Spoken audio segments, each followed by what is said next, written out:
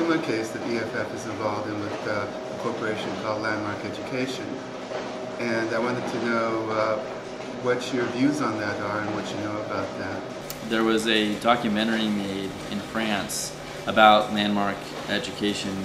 They host seminars and do instructional type classes, and they are known to be somewhat secretive about what they teach and how they do it, and somewhat controversial in terms of their approach of what they confront people with in the sessions and whatnot. So this documentary was somewhat controversial in France, and what happened is that someone took the documentary or pieces of it and uploaded it onto various video sharing sites, so like Google Video, YouTube, and the Internet Archive, archive.org. And Landmark then proceeded to go on a campaign to try and get this documentary pulled off. And in doing so, they not only sent takedown notices under the DMCA, but they also sent subpoenas to try and find out the identity of the person who posted the video.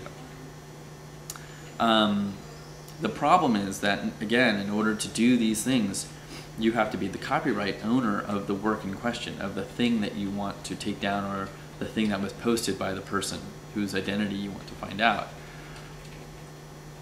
The French film company, television station, is the copyright owner, so if anyone had a beef, it would be them.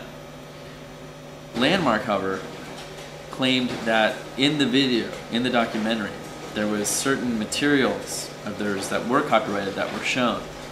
But what it turns out is, this video is very lengthy, goes on, I believe, for almost an hour or more.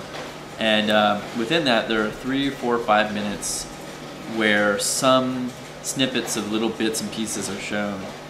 But they're shown in a classic First Amendment free speech, fair use way, which is that the video documentary says, here's a piece of what Landmark teaches people, and they'll quote one sentence from it.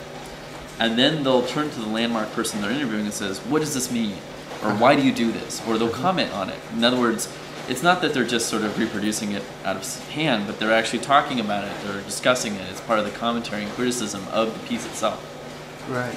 So not only does Landmark not own copyright in most of the video that they're complaining about, but even the little teeny bits of materials included where they might, it's a classic First Amendment fair use of those materials because it's discussing the contents and the controversy around them. So, so we're currently negotiating with Landmark to drop the case and drop the subpoena and to go away and to leave this alone. But until that gets resolved, there's a possibility that there'll be a legal fight over it. If I'm a video blogger and a lot of them are new to it, newbies, and something that interests me, something that's important to me, I put up, and I get this DMCA. What do you think should be the first thing I should do? I heard of the EFF, I look at the website, I see some information. Should I call the EFF? Should I try to look up in the phone book a lawyer? Do you have any recommendations? Sure. Well, one resource we have for all bloggers, video bloggers and written bloggers alike, is we have a blogger's legal guide, which is on our website at EFF.org. So you can certainly go check that out. That has some of the basic kind of rules of the road for the things you should know about. It includes a section on copyright, includes a section on defamation, a couple other things. So that will give you a basic sense. But yeah, if you are confronted by someone who has sent a DMCA notice or has made a legal threat against you, you can certainly contact us and we'll take a look at the case, see if we can help. And if we can't help, we can often help try and find you a lawyer, either pro bono, or if you have a little bit of money, we'll try and find someone who's reasonable. If you have a lawyer already, you should definitely already contact that lawyer and discuss it with them as well. But yeah, I mean, I think the thing to do is to be aware of your rights as best you can, and the minute you're contacted by someone, assess what's going on.